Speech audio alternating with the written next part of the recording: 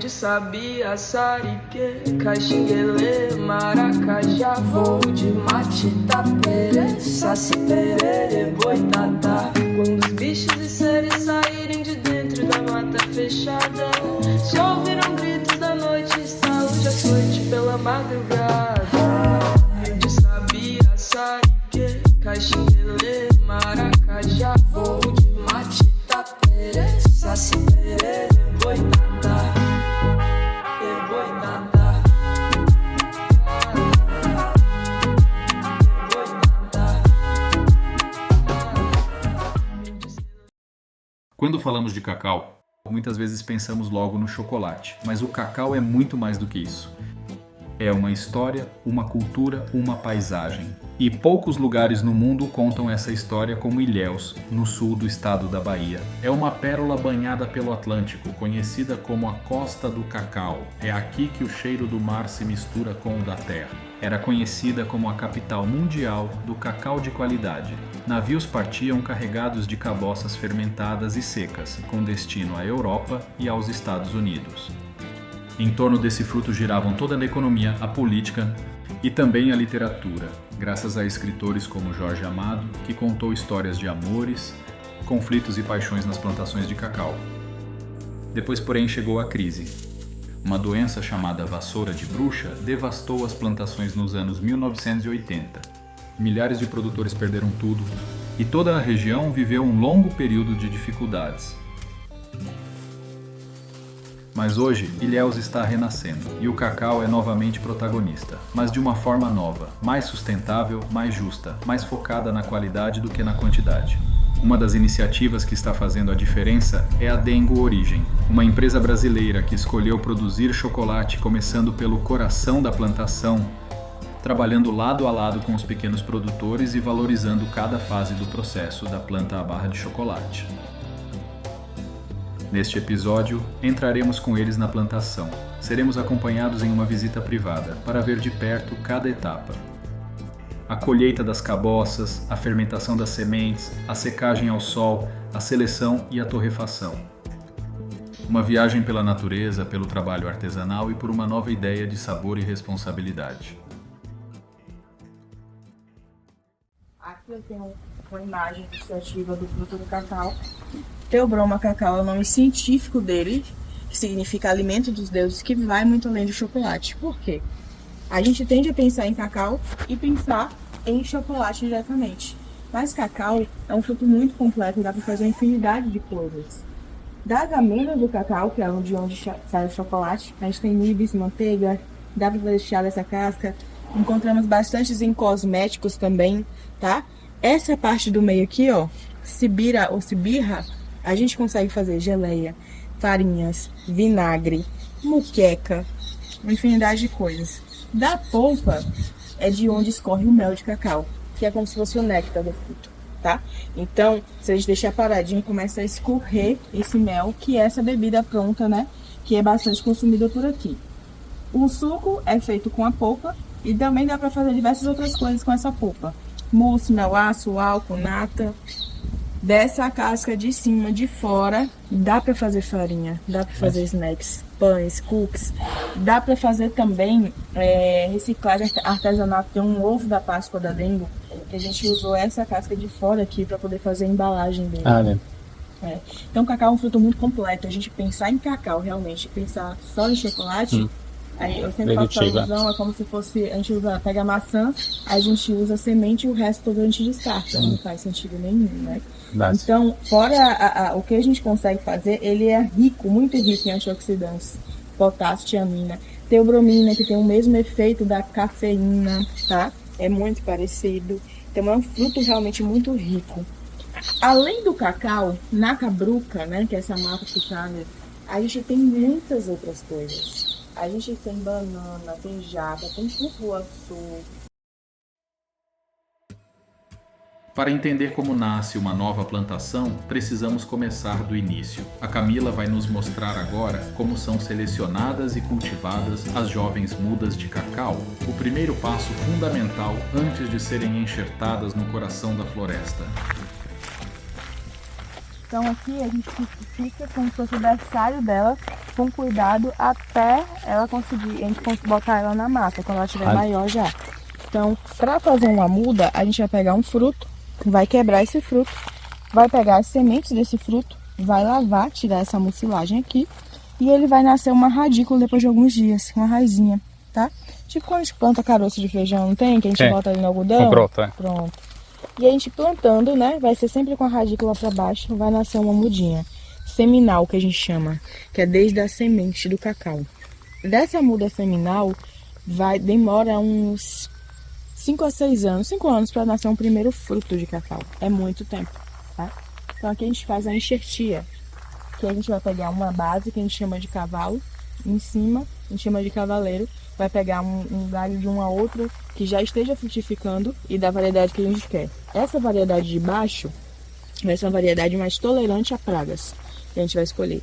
E aí a gente vai cortar aqui assim, na horizontal e vertical, vai inserir e vai enrolar com essa fita aqui, ó, biodegradável, tá? E aí a gente vai ter aqui, ó, uma enxertia. A gente vai conseguir reduzir o tempo de frutificação para 2, 3 anos, tá? Muita Então coisa. já reduz e a gente de quebra vai ter uma planta também que vai ser mais tolerante a qualquer praga, a qualquer insetos, né? Então fica aqui tanto seminal quanto com enxertia durante uns 6 ou 7 meses, depende. Um cuidado maior para quando ela estiver mais resistente, a gente leva ela para Cabruca. Vamos lá para Cabruca pra gente ver. Caminhar pela Cabruca significa mergulhar em um modelo agrícola fundado no respeito e no equilíbrio com a mata nativa. Aqui, o homem não domina a natureza, mas acompanha seus ritmos através de um cultivo autenticamente sustentável. Vemos isso na colheita. Com um facão ou tesoura de poda, o fruto é retirado com precisão, preservando a integridade da árvore. Enquanto seleciono os frutos, os colhedores me acompanham para colocá-los nos cestos de madeira tradicionais. Um chamado caçoar ou panacum, que é isso aqui, esse cesto. E o apanhador. Então um vai estar na frente puxando os frutos que vão caindo no chão, o outro vai estar com isso aqui. Então, fazendo a extração, vamos supor que um cacau que a gente tirou caiu no chão, ele pega aqui e joga dentro do caçoar, tá? E vai fazendo isso, colhendo os frutos, mata dentro. Depois eles pegam e vão forrar em algum lugar específico com folha de bananeira, como tá aqui, tá? E vai despejar esses frutos.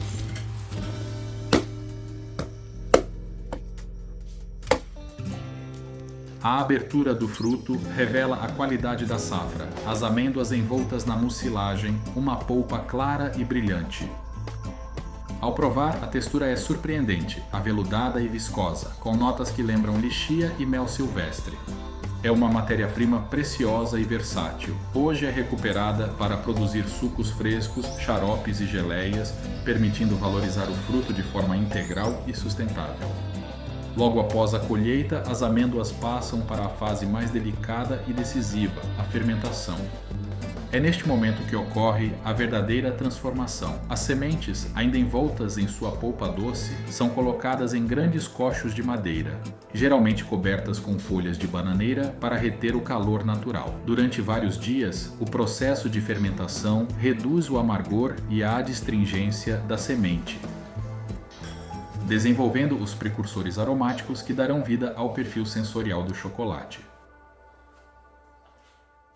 O cacau tem uma história linda para contar. A Camila agora vai nos dar alguns dados históricos e curiosidades sobre esse fruto.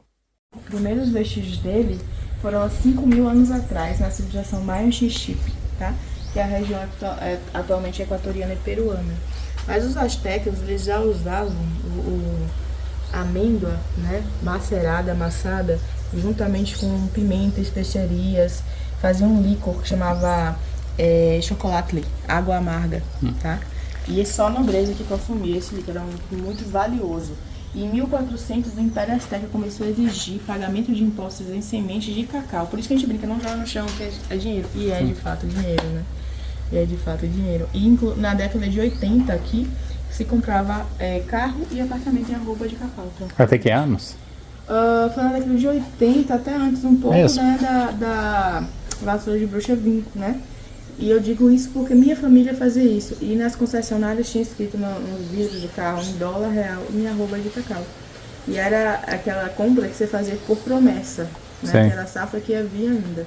Nossa. O que aconteceu com a vassoura de bruxa na região foi que houve muito essa promessa da safra.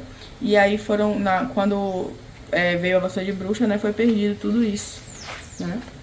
No sul da Bahia veio em 1746, que um francês trouxe de presente para Antônio Dias Ribeiro na fazenda Cubículo. E aí a gente está no chamado cinturão do cacau, que é 20 graus acima, 20 graus abaixo da linha do Equador. Um clima quente e úmido perfeito para o cultivo de cacau, tá? Dos principais produtores de cacau do mundo, Costa do Marfim tá em primeiro lugar como um produtor de cacau comum, tipo Buque, tá? A gente tem também o Brasil em sexto, né?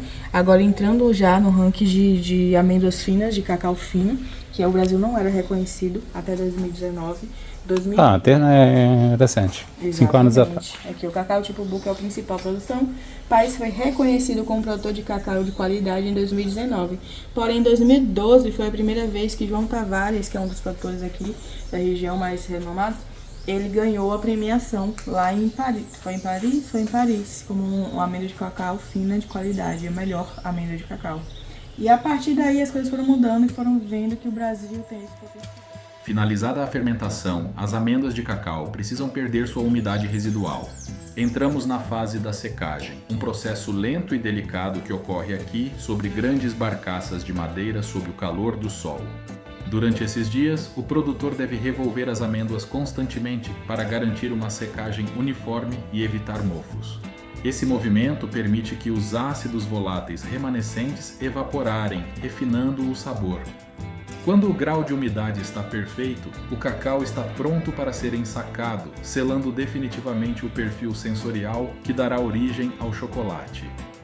Nossa jornada termina com uma aula sensorial. Vamos descobrir como as diferentes etapas de produção mudam o sabor do chocolate e aprenderemos a identificar cada nota aromática, inclusive os possíveis defeitos do produto final.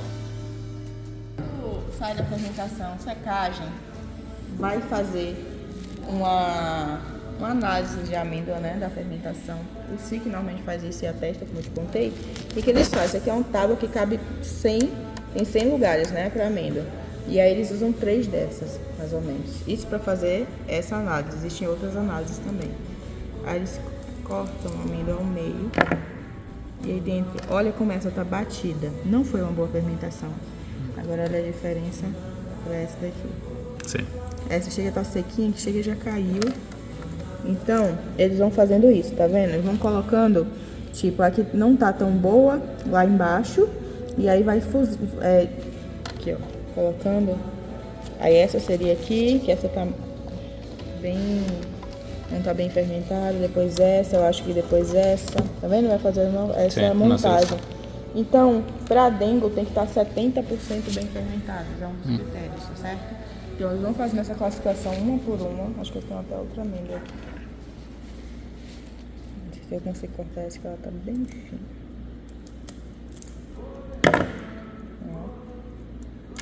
Essa aqui tá melhor do que a outra que eu cortei. Ela ainda tá com alguns veios e galerias. Tá vendo? Então essa análise é feita, tá? Pra ver como foi a fermentação. E depois você que ainda faz, transforma isso aqui em líquido para poder provar e ver o sensorial também. Se tem notas, A análise sensorial consiste em avaliar a qualidade técnica do chocolate através dos sentidos. Verifica-se o brilho da superfície, a precisão do snap ao quebrar e no paladar a textura e o equilíbrio aromático, identificando possíveis defeitos de produção. O tour termina aqui, mas a etapa final é o restaurante deles. A estrutura é um exemplo de arquitetura sustentável, projetada para se integrar perfeitamente à paisagem da fazenda. A proposta culinária segue o modelo do campo à mesa, onde o cacau e os produtos da biodiversidade baiana são utilizados como ingredientes técnicos na cozinha. Vou aproveitar o menu degustação, que inclui tanto bebidas quanto pratos salgados, onde o fruto é valorizado em cada parte. Ó, aqui nós temos o mel de cacau fresco, suco de cacau da polpa, né? Temos também o melaço confeitando a taça ao redor, nibs de cacau e uma florzinha para confeitar. E sem açúcar, tá? Sem adição de açúcar. O açúcar é apenas o mel. Aqui provo 2 extrações puras, o suco, obtido pela prensa da polpa, resultando em leveza e acidez, e o mel, o néctar que escorre naturalmente, sendo mais denso e concentrado. Ambos são integrais, sem diluição, capturando a essência fresca do fruto. Essa é a nossa saladinha cacau, feita com a sibira do cacau. As laminazinhas, essas laminazinhas aqui são as sibiras do cacau.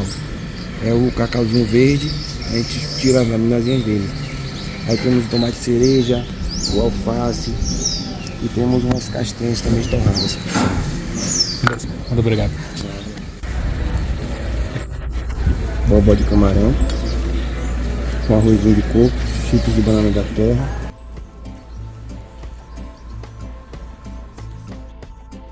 Depois de viver todo esse ciclo, a última etapa é levar esse chocolate para casa. Aprendemos que o chocolate de excelência só existe quando há respeito pela floresta e precisão em cada detalhe, da colheita à mesa. Encerrar essa etapa do From Scratch aqui na Bahia me deu uma nova perspectiva sobre o cacau. Culturalmente, ele foi o motor desta região, mas como fruto, ele é muito mais do que a base do chocolate. É uma estrutura complexa de biodiversidade onde nada se perde, da polpa à amêndoa. Deixamos a Bahia com uma certeza, a de que a origem é sagrada, porque o chocolate, quando bem feito, preserva a vida.